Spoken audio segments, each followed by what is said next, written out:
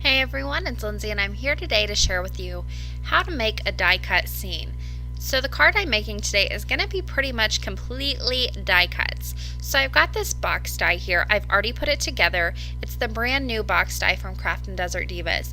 I'm also going to be using this very small letter die. It is from the truck die set from Craftin Desert Divas, brand new this month.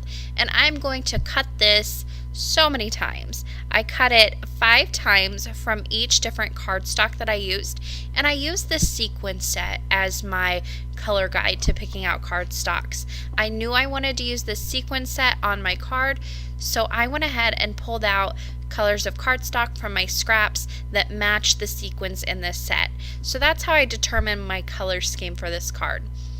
And this little letter die, if you ever get any stuck in there, all you need to do is take a piece of painter's tape, stick it on the back of that, and you can pull that out.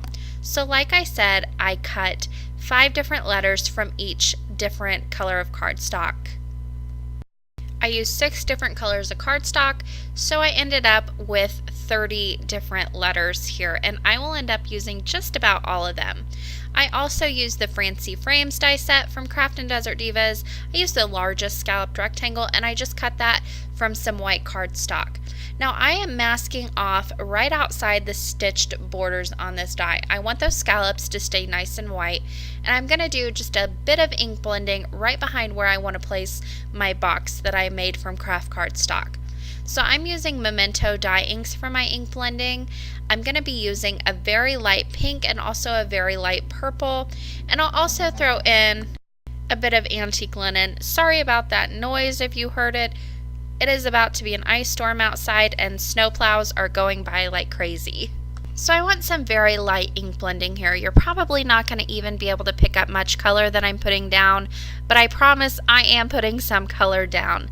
So I went ahead and started off with that light pink right above where the box is going to open, and then right below that pink I'll go ahead and blend on some very light purple ink. Now I am using Memento inks in place of my Distress ink because I didn't have Distress ink light enough to how light I wanted these colors. I don't really have any problems blending different types of ink. If you do, you might want to start off with your Distress inks. They are by far the easiest to blend. So once I had those 2 colors put down, I did put just a little bit of antique linen around the edges of this distress or these inks that I put on, and that is just going to kind of help them blend out into that white a little bit better, and it also blends the 2 colors together and gives it more of an antique look, which I guess is why it's called antique linen. But I went ahead and I kept bringing that box right back in place to make sure I had my ink as intense as I want it, as well as far enough out to where it poked out away from the box die. So before I started putting anything down, I needed to stamp my sentiment. Once you have all your die cuts down, it's going to be extremely hard to stamp sentiments in the right place. I'm using the Wishful Thoughts sentiment set from Craftin Desert Divas, and I built up the sentiment sending birthday wishes. So I'm just going to stamp this down right onto the top left hand corner of this panel, and I'm using my Misty to stamp this down. I'm stamping in Versamark ink, and I have treated my cardstock with an embossing bag beforehand so I don't get as much stray powders here. I'm using the Princess Gold embossing powder from Ranger, and this is it's a really pretty, almost sparkly gold embossing powder. It's a very true gold color. So once I had that heat set, I went ahead and put down my box right over that Distress ink that I had, or that ink that I had blended onto my panel.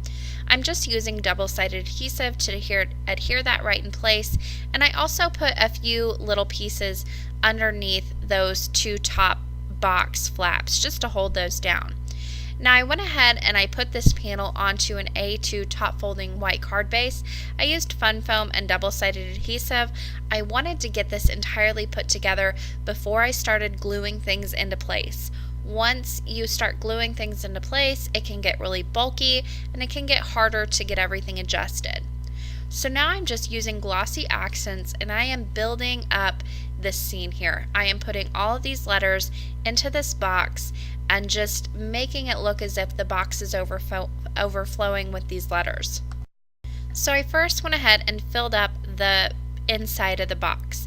Now I'm going to go ahead and start filling in all of the area around that. So it's going to look like a huge pile here, but I didn't want to make this look like I had actually started on the very bottom. So I went ahead and put a few on the top as well, and then I'll fill in around those just so it looks truly like it looks more realistic when you do this.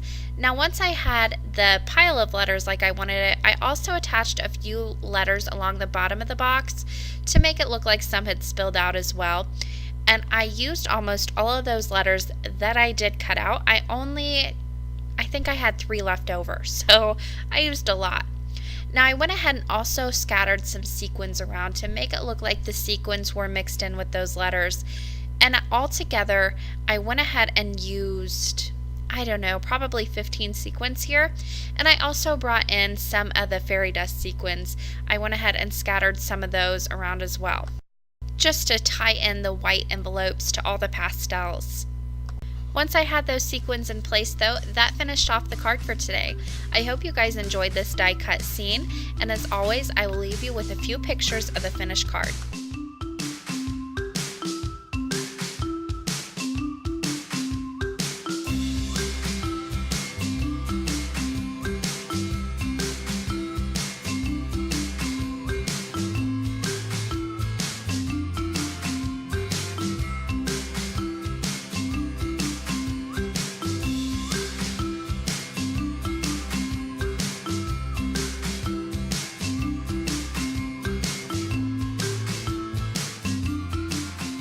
For more information and the supply list, you can head to my blog. That link is in the description box below. Thank you guys for watching today, and happy crafting!